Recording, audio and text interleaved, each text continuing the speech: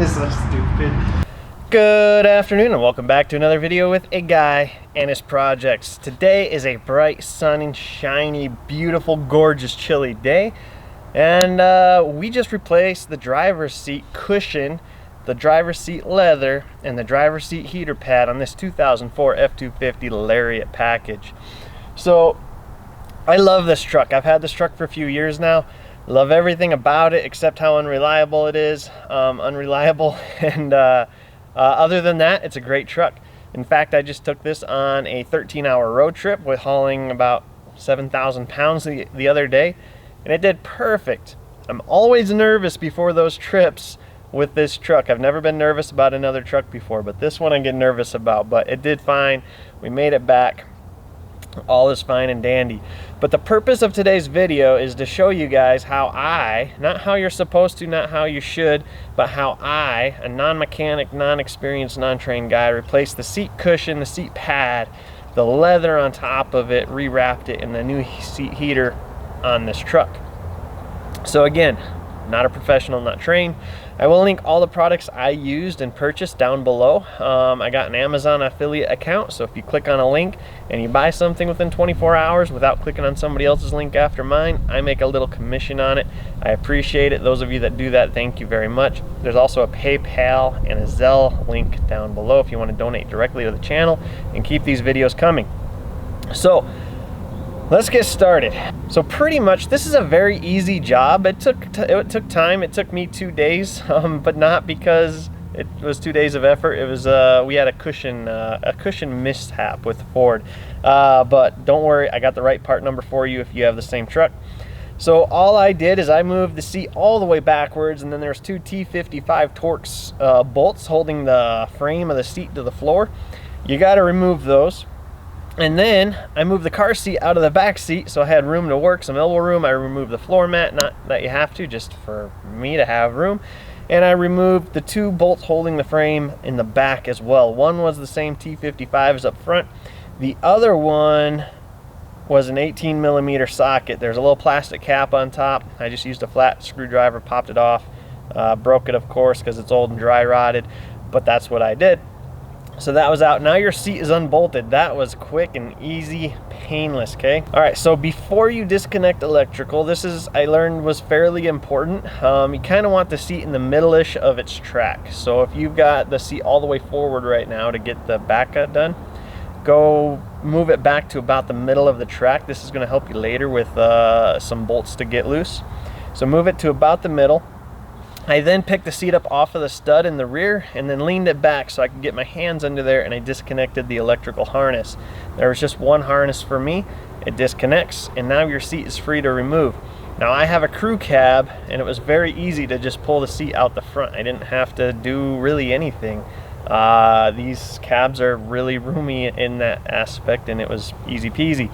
So just grab it, pick it up, move it out. Okay, so a little story. I bought this seat heater. It's a Ford part number. It doesn't match the one that the dealership gave me, but that's okay because the seat cushion didn't match either. So I bought this seat heater. I will link it down below. I bought it on Amazon. The leather I bought, I will also link down below. You can get it from the seat shop. There's also a few places on Amazon that have it. I will link it down below.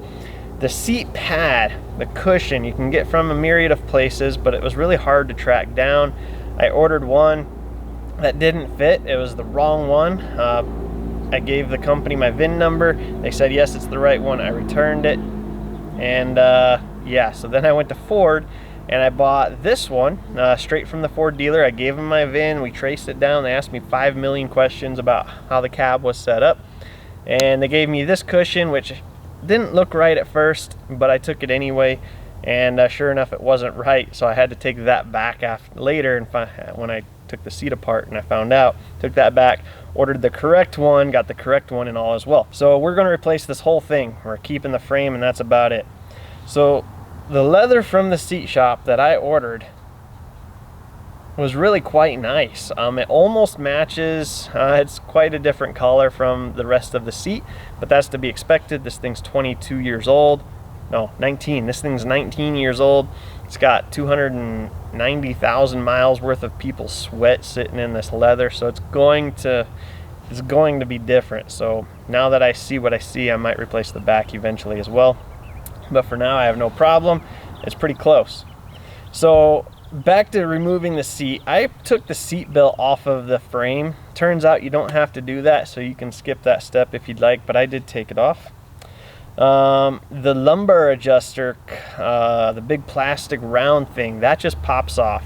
Mine falls off all the time. It doesn't fit real good. You might have to use a screwdriver or a pry bar and try and push it off. Just be careful, it's plastic, you know, it's old. But mine just slid right off. So behind the lumbar adjuster, there's going to be 2 screws. Both of those Phillips head screws come out. And then there's going to be on the recliner lever, there's a plastic piece on that. That's held in by 1 screw. You're going to pull that off, and then behind that lever, there's another screw that comes off. All right, so now I move the seat to its side, and there's 2 more screws holding on that big plastic cover underneath. Just pulled those off. That was easy peasy, lemon squeezy. And then I went ahead and rolled the whole entire seat upside down, and I started to disconnect all the electrical. Every electrical connection I could find to disconnect, I disconnected. So there's not a lot of connections. From memory, I'm going to say like 4, but yeah, they're in there. And just pull them all off. So there is a plastic retaining clip on the back of that plastic cover. That just pulls out. Mine's stripped out. I had to put a new one in. No big deal. You can get them at AutoZone, O'Reilly's, wherever. But you're going to pull that plastic clip out. So now the seat adjuster, the electronic adjuster, the forward, backward, up, and down, I unscrewed that box from the plastic cover as well. You do not need to do that either. I found out that the wire will pull right out. Just like the seat belt, the wire pulls out of the seat. Neither of those you have to disconnect like I did. You can leave those in place. All right, so now, while it's still upside down, I grabbed the 4 10mm bolts. There's 1 in each corner holding the frame to the frame mounting, whatever. For the purpose of this video, let's call it the seat mount that bolts to the floor of the truck, and then the rest of the seat frame, let's call it that. So remove the frame from the mount. That's 4 10mm screws. This is where having that seat in the middle kind of position is going to help. I was able to get to all 10 without having to use a wrench, which is handy. So the lumbar adjuster, that round plastic thingy, that you're going to push out, and then there's a little cable with a clip in there. That should be able to be removed. You might have to spin the lumbar. I don't remember if it was all the way out or all the way in, but you'll get it all the way in or all the way out, and then that cable just pop out pretty easy. You're gonna have to do that. I tried to avoid it. Don't avoid it, you gotta do it. All right, so now the backrest of the seat, you're gonna separate from the seat itself, from the butt pad. And that's just 2 13mm screws or bolts holding that in together on that metal bracket. So you're gonna pop both of those out. And then on the other side of the seat, there's like a retaining clip. So the back cushion has a bar with a little blob on the back of it, and it just gets shoved into some plastic retaining clips that you just have to shove back out. You might get lucky, you can kind of break it apart. Use a screwdriver, a pry bar just to pop those apart. Just watch your cable and your electrical when you do that, that you don't end up pinching them, I guess. Once that pops out, you can pull the cable and the electrical out of the seat butt pad, and you can separate the back. I think my electrical, which would be the seat heater, the back heater, that got pinched in the spring system, and that was a little bit hard to get out, but it was doable. I just had to fish it out, not a big deal. All right, so now that we've got this all separated, we got to get the leather off of the seat cushion. So this is held on by these plastic things that are sewn into the leather. I used a flathead screwdriver to try and pry that off. This stuff is old enough that half of them broke, the other half I was able to stretch off. Like I said, I'm replacing the leather, so it didn't bother me. If you're not replacing the leather, you might want to be a little more gentle than I was. I just kind of manhandled it because, again, I was replacing the leather anyway. So, but yeah, screwdriver, pried it off. It wasn't easy to do. It was on there pretty tight, so careful. At this point, once you get all those off, you can kind of start to peel that leather back, just like skinning an animal.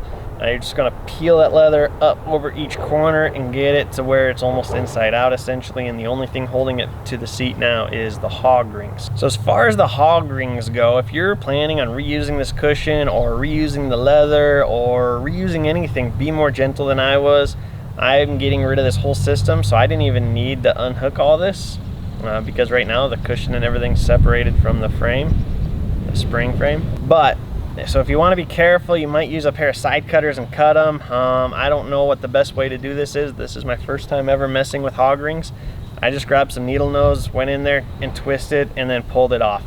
Just not because I had to, just because I wanted to for the experience. This is where I figured out, oh hey, the cushion that Ford gave me is the wrong cushion. They sent me the wrong part. Now we have the correct cushion, which is this part number right there.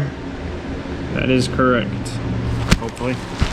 I had to go all the way back, get a new cushion, which they had to order in, of course. It was a pain in the butt, but the dealer in Rapid City was awesome. They helped me out, they exchanged it.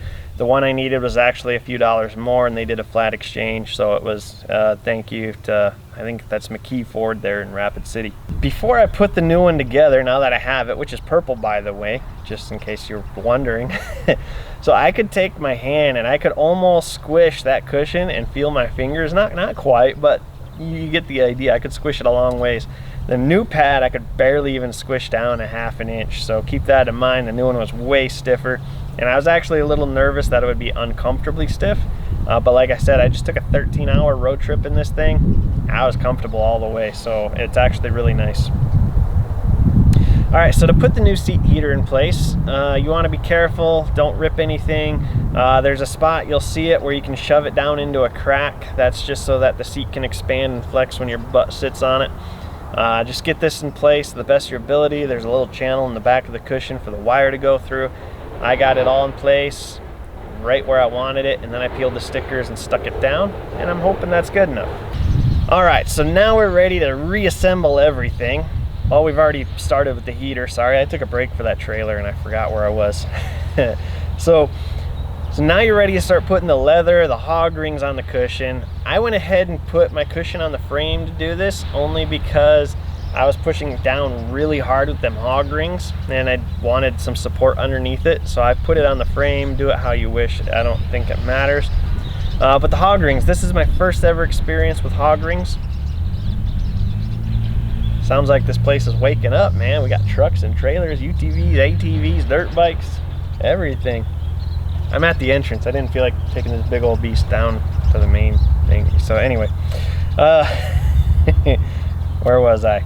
Oh yeah, so I've never played with hog rings before, so this was an experience. And what I ended up finding, your experience may be different, is the bar that you strap the hog rings around, I was having a hard time getting through there with the pliers. Like I'd push and push and push and the hog ring would just flip itself out. So what I ended up doing is I took a little utility knife and I cut the fabric around that bar in the cushion, just to give me a place to push the hog rings down and grab, and then everything worked out swimmingly. It was perfect, it was easy. So maybe they should be ripped from the factory, maybe you're supposed to rip them, maybe you're not, maybe you're supposed to just figure out how to do it. I don't know. That's what I did and it worked. So a couple of the hog rings I had to do a couple times because I was struggling. I would just suggest if you mess up and it's stuck down in there to get it out of there. I ended up using side cutters to cut them in half, the ones that I messed up, so that I could then fish them back out. So you don't want to just floating in there later, tearing up your cushion or your butt cheeks or anything else. So that was my thing. All right, so now you're gonna put the cushion on the frame if you haven't already. Once you got all the hog rings done, get all those done, your seat heater's in place. Now you're gonna put it on the frame and start wrapping that leather around the corners just like you took it off.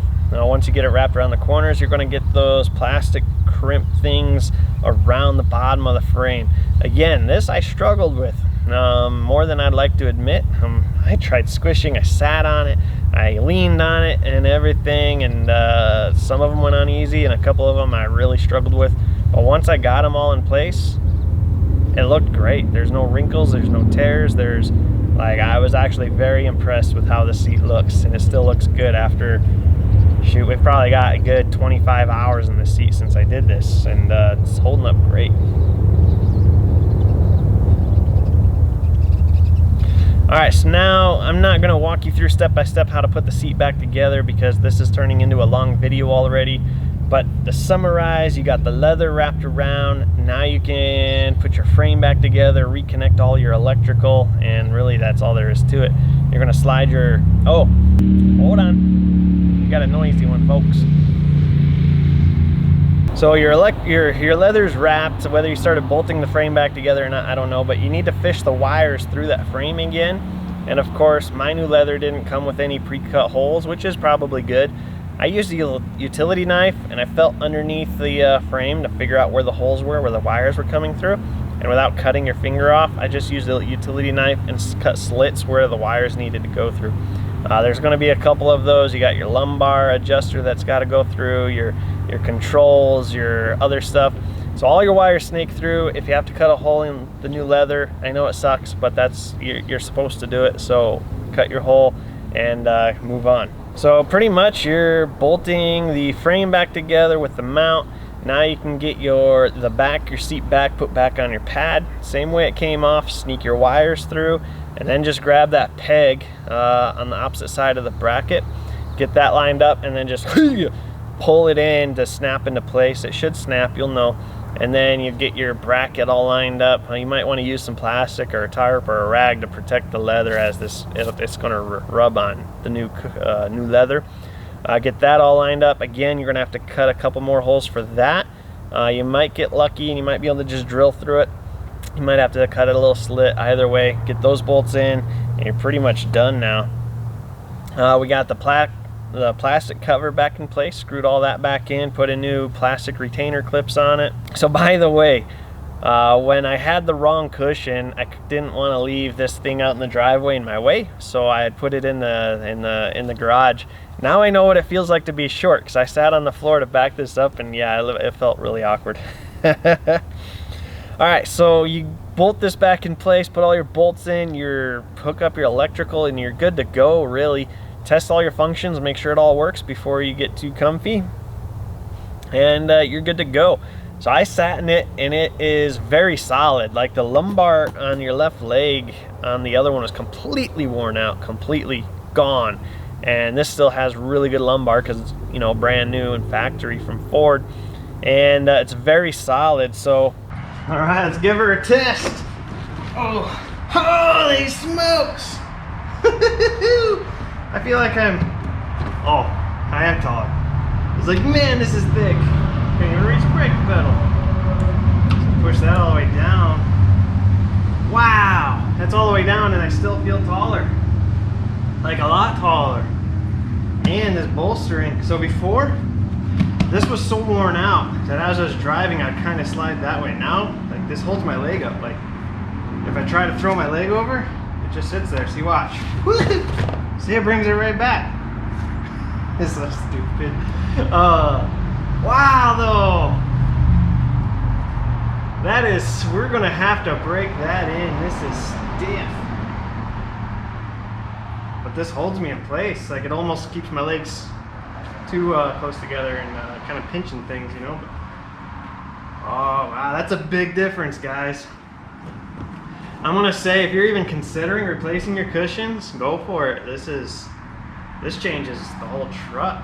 Like I said, I took a 13-hour road trip on this with the trailer, and I was comfortable the whole way. I was a little worried about it being uncomfortable because it's so solid, but it's designed comfortably. So I'm very happy with it. Knowing how easy it is now, I'm probably gonna do the back as well. Maybe not the passenger side, although the leather's getting ripped up. But yeah, so we'll probably do the passenger side as well at some point. But at a minimum, the driver backrest I'll probably replace here coming up when I got some extra cash. So stay tuned if you want to see that, guys. Check out all my videos, all my playlists. I've got tons of vehicles on the channel, ton of projects, tons and tons of projects, 250 plus videos now. Been doing this for a couple of years. Stay tuned. I know we've gone to an every other week schedule for posting, but that just is what it is. I'm not making enough money to support everything, so it's got to slow down a little bit. Trying to work a second little side gig right now for some extra cash. We just had the baby. You've got to pay all the medical bills and all that stuff. So sorry, we're going to halftime essentially, but we'll keep watching. I'll keep posting. So thanks for watching, guys. Check out the links down below, and we'll see you later. Adios.